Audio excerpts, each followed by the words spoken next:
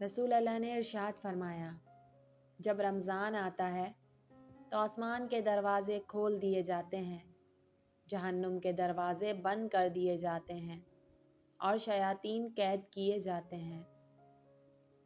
سرکار نامدار مدینہ کے تاجدار صلی اللہ علیہ وآلہ وسلم کا فرمان برکت نشان ہے، کھانے سے پہلے اور بعد وضو یعنی ہاتھ منہ دھونا رزق میں کشادگی کرتا ہے اور شیطان کو دور کرتا ہے۔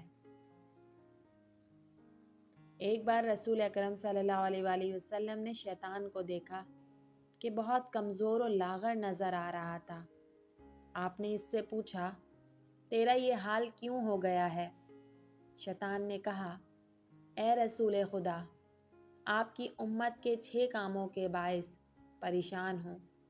مجھے ان کاموں کے دیکھنے کی طاقت نہیں ہے اور میں ان کا متحمل نہیں ہوں۔ جب ایک دوسرے سے ملاقات کرتے ہیں تو سلام کرتے ہیں، ایک دوسرے سے مصافحہ کرتے ہیں، ہر کام کا ارادہ کرنے سے قبل انشاءاللہ کہتے ہیں، گناہ ہو جائے تو استغفار کرتے ہیں، آپ کا نام سنتے ہیں، صلوات پڑھتے ہیں، ہر کام کی ابتدا میں بسم اللہ الرحمن الرحیم کی تلاوت کرتے ہیں۔